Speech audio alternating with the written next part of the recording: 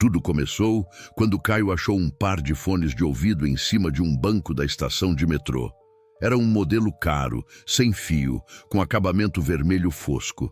Estava intacto, como se tivesse acabado de sair da caixa. Ele olhou em volta. A plataforma estava vazia. Levou os fones para casa. Achado não é roubo, pensou. Mas naquela noite, quando os conectou no celular, não tocou música nenhuma. Tocou uma gravação. Uma voz sussurrava: "Se você está ouvindo isso, já é tarde demais." Caio tirou os fones. Riu, achando que era alguma pegadinha de marketing viral, mas ao recolocar os fones, ouviu outra voz, fraca, feminina. "Me ajuda! Ele me trancou aqui. Não consigo sair." A voz era real demais. Havia eco, tremor, como se fosse de uma ligação ao vivo vinda de algum lugar claustrofóbico. Desconectou os fones, jogou-os longe, mas à meia-noite os fones se reconectaram, sozinhos, sem estar no ouvido, sem estar carregados. A voz voltou. "Você me ouviu. Agora ele vai atrás de você também." Caio tentou desligar o celular. A tela congelou, ficou preta, e então, no reflexo da tela desligada, ele viu alguém parado atrás dele. Girou rápido, mas não havia ninguém. Apenas o fone caído no chão, com uma luzinha vermelha piscando. Na manhã seguinte, ele levou os fones até uma loja para vender, mas o atendente nem tocou neles. "De onde você tirou isso?" perguntou pálido. "Achei no metrô.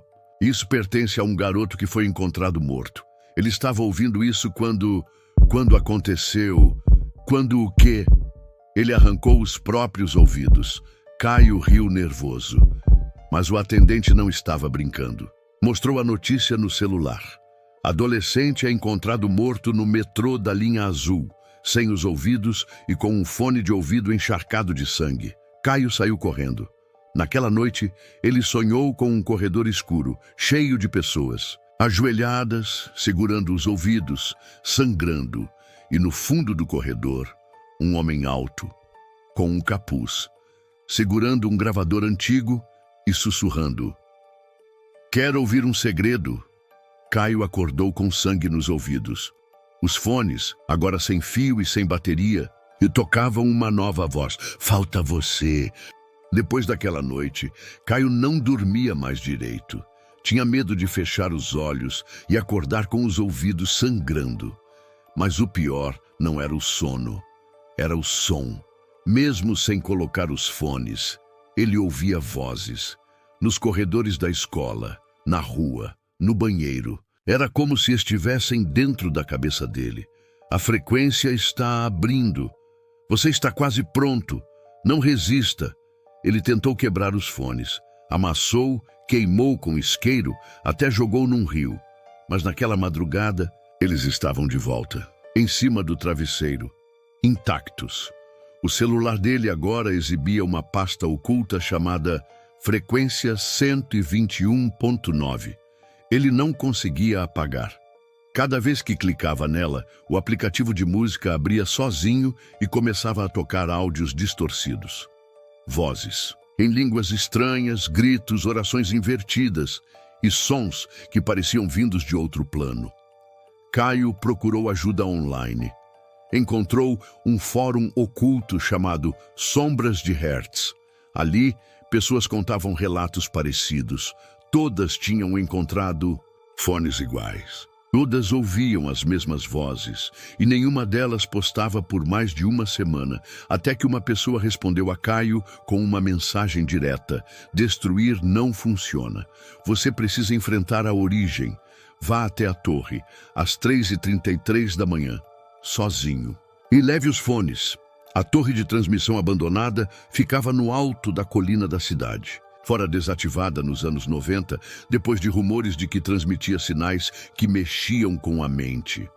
Caio achou insano. Mas naquela noite, seu nariz começou a sangrar.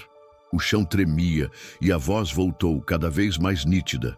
"A porta só se abre quando a frequência é atingida. Traga-nos." Sem pensar duas vezes, ele pegou os fones e foi.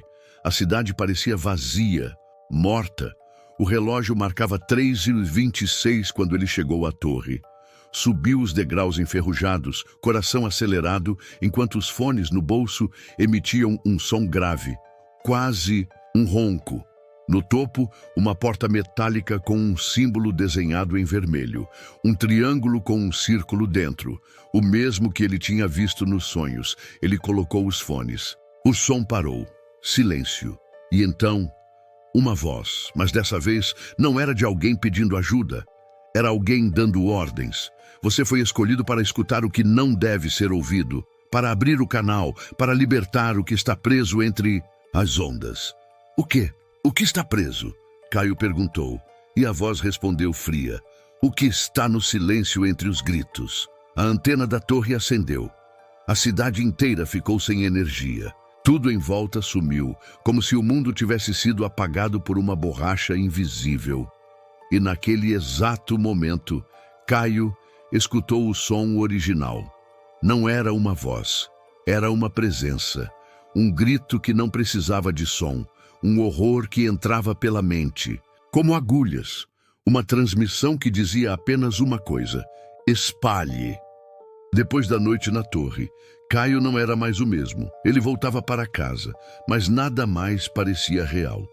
As pessoas se moviam de forma estranha, com pequenos atrasos, como se fossem reflexos de algo que já tinha acontecido. E o som nunca mais parou. Mesmo sem os fones, ele ouvia a frequência, uma vibração grave, constante, como um zumbido no fundo da alma. Médicos diziam que era estresse, psicólogos achavam que era trauma. Mas Caio sabia, ele estava sendo usado. Onde quer que fosse, as vozes o acompanhavam. Às vezes falavam com ele, outras vezes falavam através dele. Você é a transmissão, você é o condutor. Leve-nos para os outros. Os fones agora surgiam do nada. Um par novo sobre a mesa da escola, outro no bolso do agasalho de um amigo. Um garoto na rua apareceu usando o mesmo modelo. Caio tentou alertar. Joga fora, quebra, não houve nada, mas ninguém escutava. Até que começaram os sangramentos, os tremores, os desaparecimentos. A cidade achou que era um vírus, mas Caio sabia. Era a frequência se espalhando. Ele voltou ao fórum Sombras de Hertz, mas o site havia sumido. Deixou só uma tela preta com uma frase piscando: você fez sua parte. Agora deixe-nos falar. Foi quando ele percebeu. Ele não era mais uma vítima. Era o canal. Começou a gravar vídeos.